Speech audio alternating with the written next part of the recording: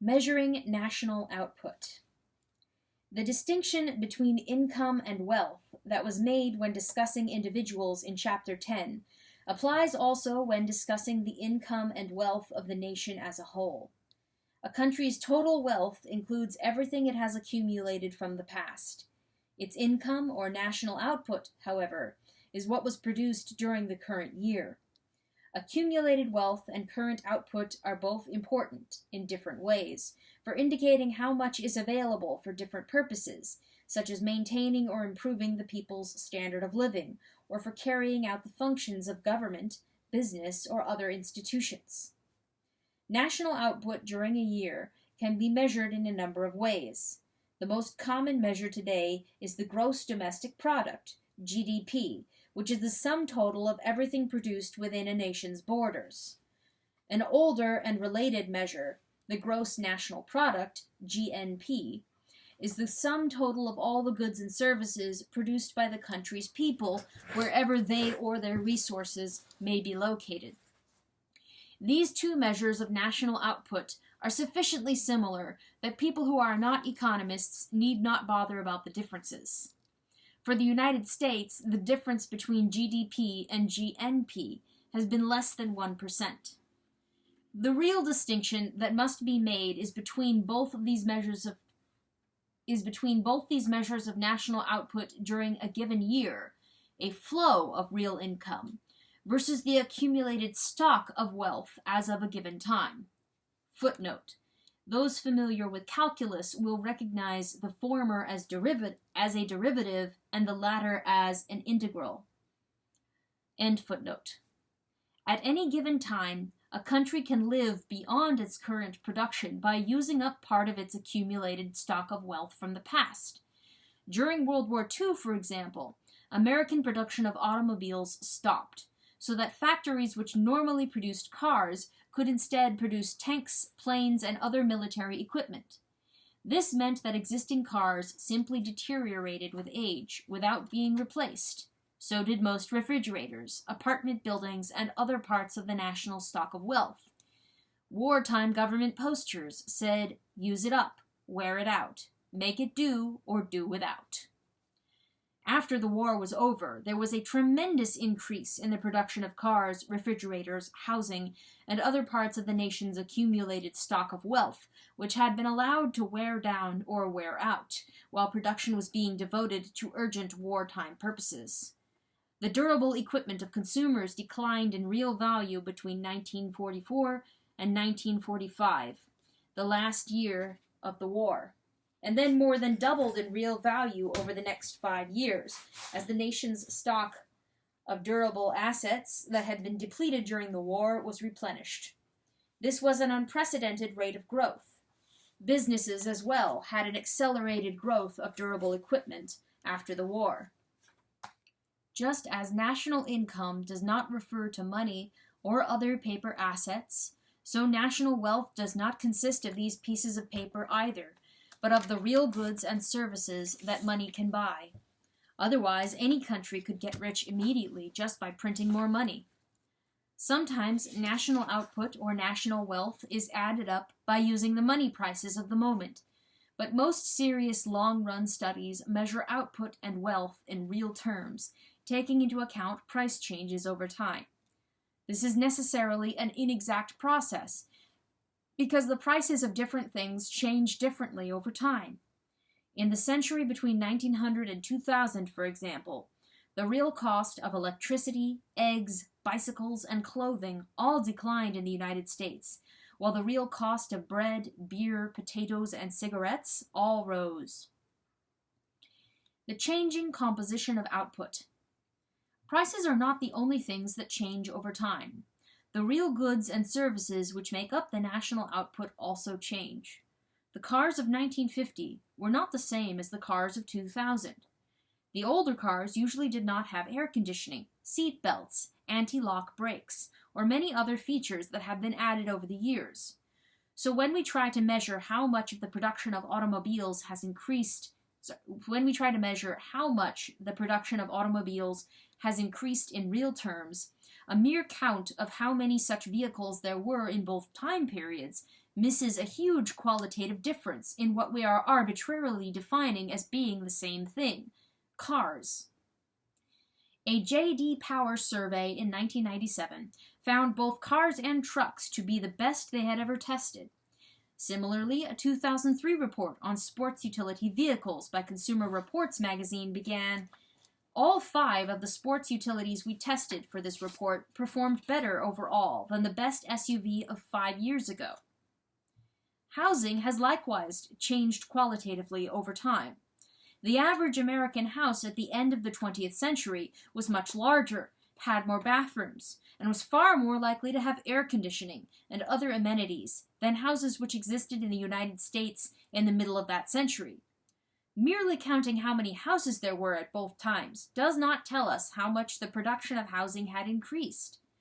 Just between 1983 and 2000, the median square feet in a new single-family house in the United States increased from 1,565 to 2,076. While these are problems which can be left for professional economists and statisticians to try to wrestle with, it is important for others to at least be aware of such problems, so as not to be misled by politicians or media pundits who throw statistics around for one purpose or another. Just because the same word is used, a car or a house, does not mean the same thing is being discussed. Over a period of generations, the goods and services which constitute national output change so much that statistical comparisons can become practically meaningless because they are comparing apples and oranges. At the beginning of the 20th century, the national output of the United States did not include any airplanes, television sets, computers, or nuclear power plants.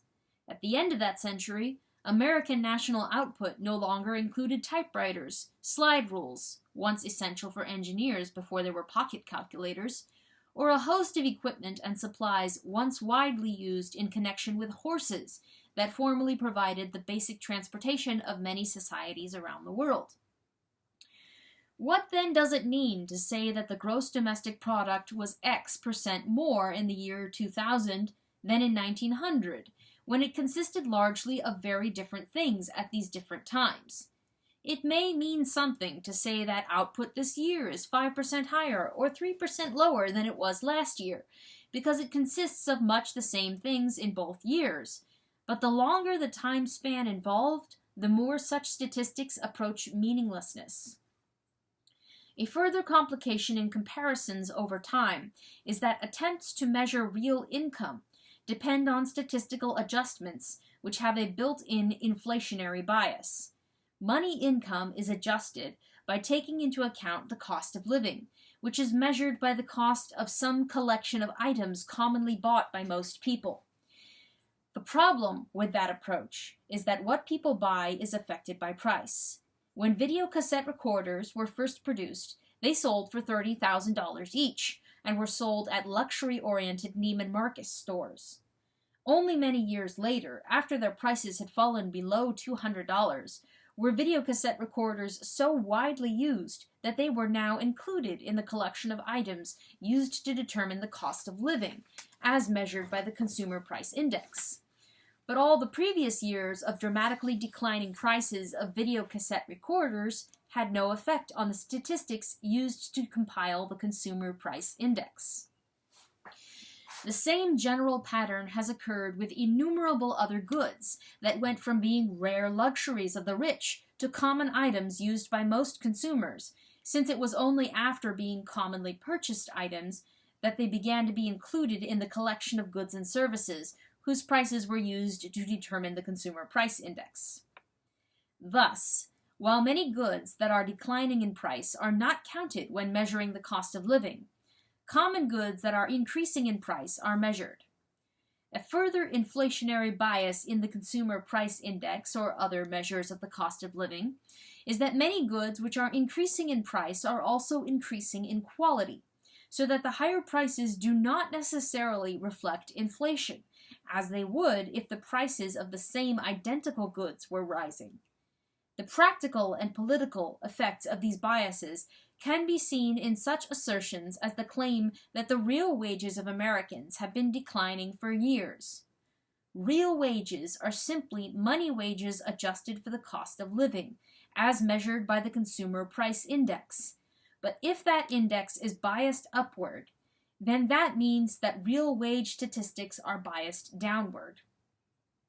Various economists' estimates of the upward bias of the Consumer Price Index average about 1 percentage point or more.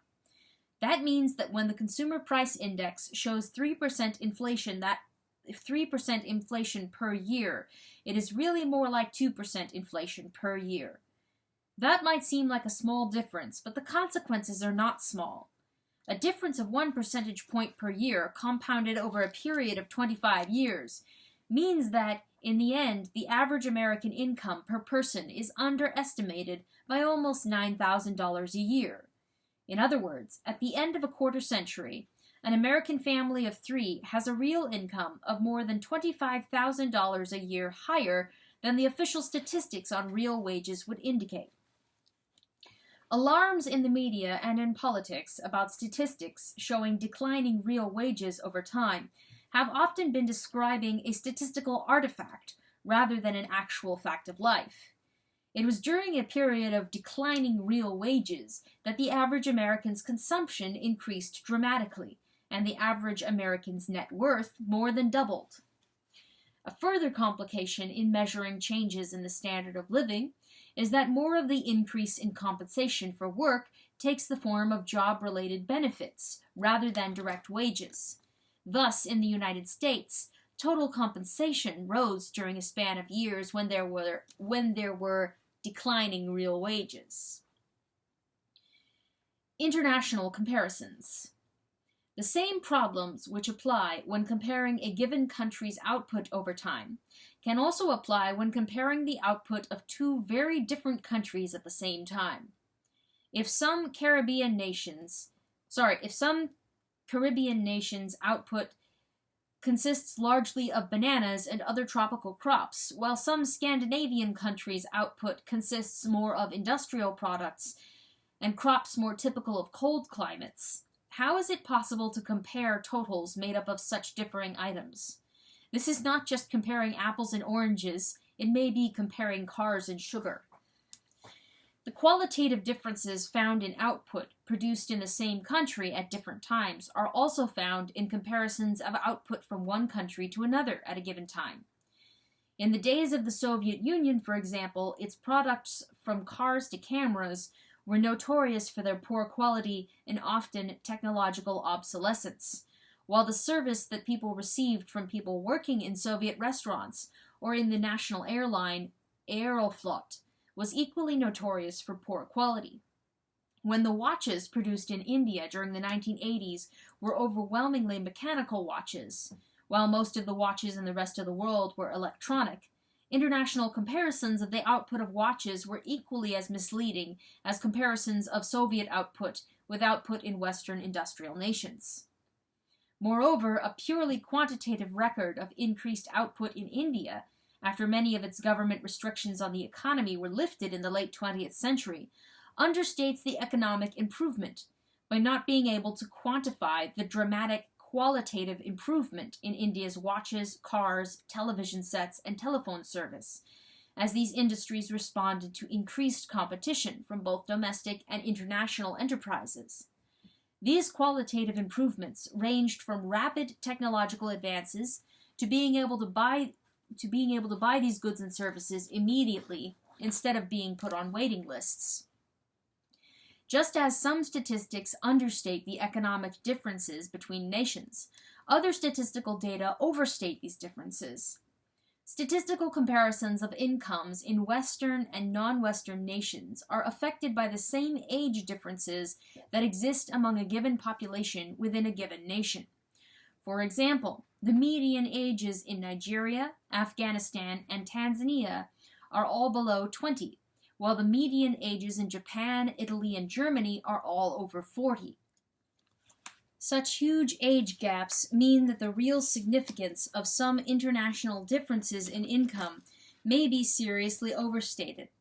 Just as nature provides, free of charge, the heat required to grow pineapples or bananas in tropical countries, while other countries would run up huge heating bills for growing those same fruits in greenhouses, so nature provides free for the young many things that can be very costly to provide for older people.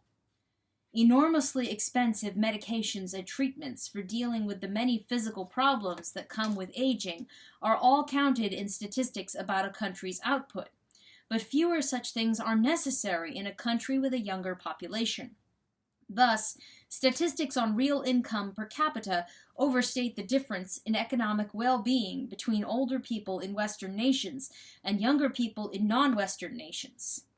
If it were feasible to remove from national statistics all the additional wheelchairs, pacemakers, nursing homes, and medications ranging from Geritol to Viagra, all of which are ways of providing for an older population things which nature provides free to the young, then international comparisons of real income would more accurately reflect actual levels of economic well-being.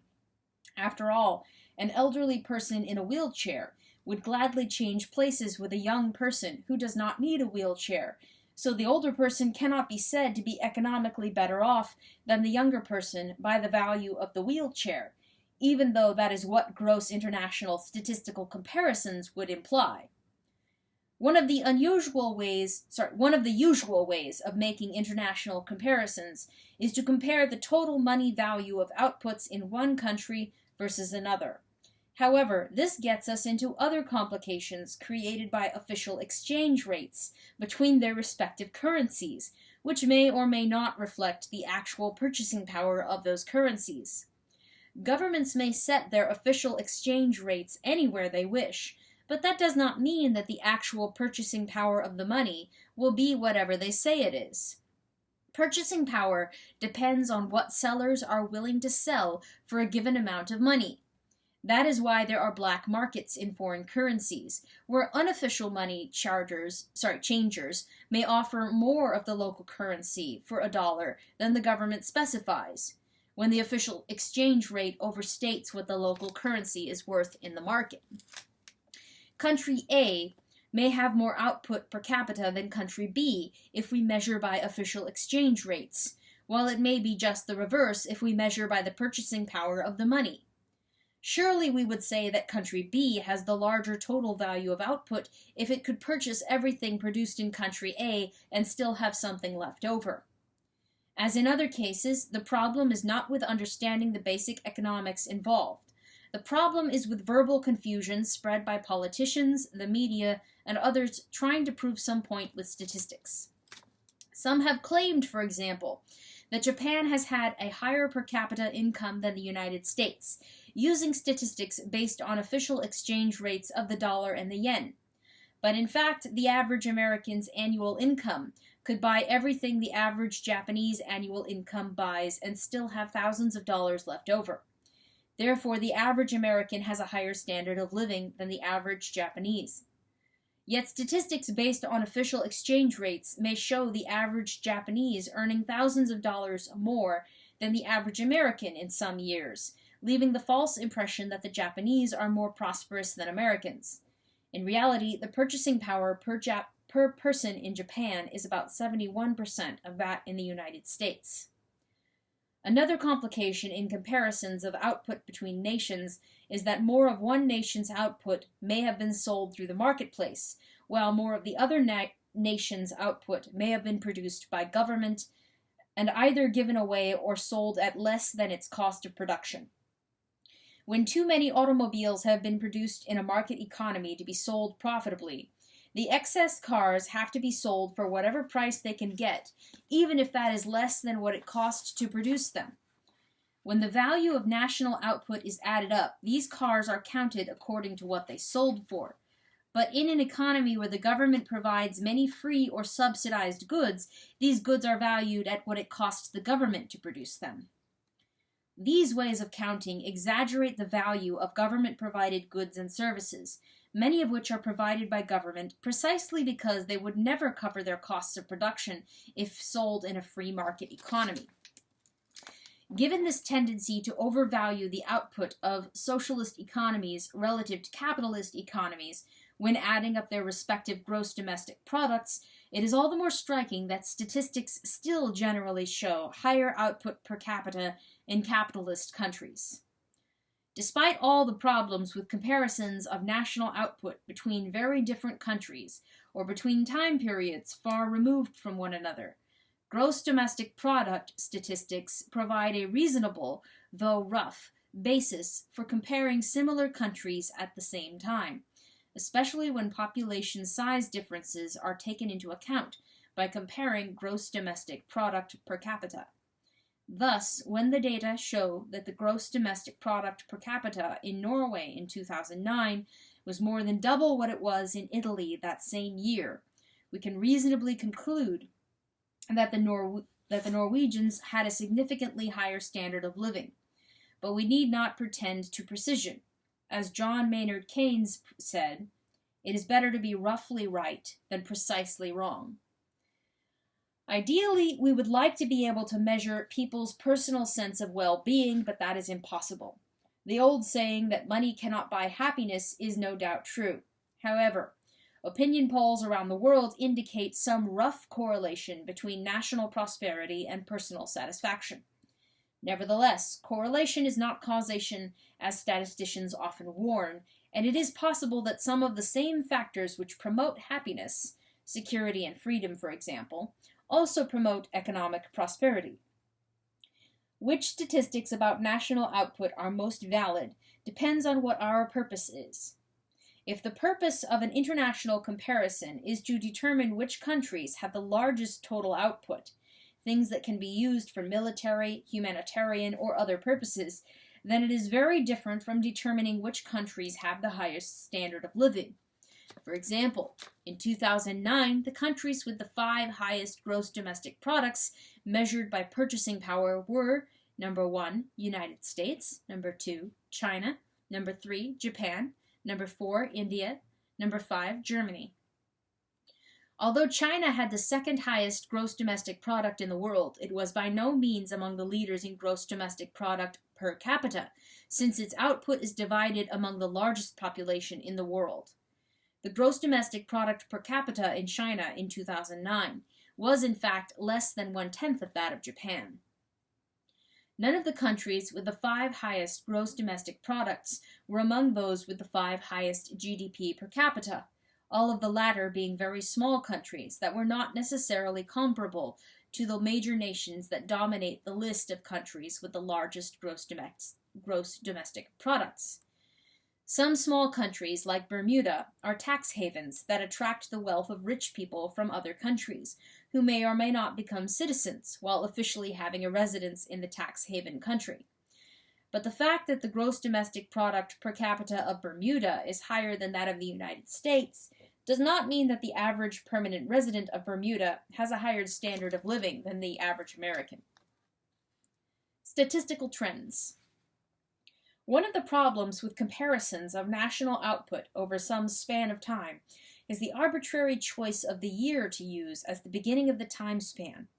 For example, one of the big political campaign issues of 1960 was the rate of growth of the American economy under the existing administration. Presidential candidate John F. Kennedy promised to get America moving again economically if he were elected, implying that the national economic growth rate had stagnated under the party of his opponent. The validity of this charge depended entirely on which year you chose as the year from which to begin counting. The long-term average annual rate of growth of the gross national product of the United States had been about 3% per year. As of 1960, this growth rate was as low as 1.9% since 1945, or as high as 4.4% since 1958. Whatever the influence of the existing administration on any of this, whether it looked like it was doing a wonderful job or a terrible job, depended entirely on the base year arbitrarily selected. Many trends reported in the media or proclaimed in politics likewise depend entirely on which year has been chosen as the beginning of the trend. Crime in the United States has been going up if you measure from 1960 to the present, but down if you measure from 1990 to the present. The degree of income inequality was about the same in 1939 and 1999, but in the latter year, you could have said that income inequality had increased from the 1980s onward because there were fluctuations in between the years in which it was about the same. At the end of 2003, an investment in a Standard & Poor's 500 mutual fund would have earned nearly a 10.5% annual rate of return since 1963, or nearly a 0% rate of return since 1998. It all depended on the base year chosen. Trends outside economics can be tricky to interpret as well. It has been claimed that automobile fatality rates have declined since the federal government began imposing various safety regulations. This is true, but it is also true that automobile fatality rates were declining for decades before the federal government imposed any safety regulations. Is the continuation of a trend that existed long before a given policy was begun proof of the effectiveness of that policy? In some countries, especially in the Third World, so much economic activity takes place off the books that official data on national output miss much, if not most, of the goods and services produced in the economy. In all countries, work done domestically and not paid for in wages and salary, cooking food, raising children, cleaning the home, goes uncounted. This inaccuracy does not directly affect trends over time, if the same percentage of the economic activity goes uncounted in one era as in another. In reality, however, domestic economic activities have undergone major changes over time in many countries, and vary greatly from one society to another at a given time. For example, as more women have entered the workforce, many of the domestic chores formerly performed by wives and mothers without generating any income statistics are now performed for money by child care centers, home cleaning services, and restaurants or pizza delivery companies. Because money now formally changes hands in the marketplace, rather than informally between a husband and wife in the home, today's statistics count as output things that did not get counted before. This means that national output trends reflect not only real increases in the goods and services being produced, but also in increased counting of things that were not counted before, even though they existed before. The longer the time period being considered, the more the shifting of economic activities from the home to the marketplace makes the statistics not comparable. In centuries past, it was common for a family's food to be grown in its own garden or on its own farm, and this food was often preserved in jars by the family, rather than being bought from stores where it was preserved in cans. In 1791, Alexander Hamilton's Report on Manufacturers stated that 4/5 of the clothing worn by the American people was homemade. In pioneering times in America, or in some third world countries today, the home itself might have been constructed by the family, perhaps with the help of friends and neighbors. As these and other economic activities moved from the family to the marketplace, the money paid for them made them part of official statistics. This makes it harder to know how much of the statistical trends in output over time represent real increases in totals and how much of these trends represent differences in how much has been recorded or has gone unrecorded. Just as national output statistics can overstate increases over time, they can also understate these increases. In very poor third world countries, increasing prosperity can look statistically like stagnation. One of the ravages of extreme poverty is a high infant mortality rate, as well as health risks to others from inadequate food, shelter, medical services, and sewage disposal.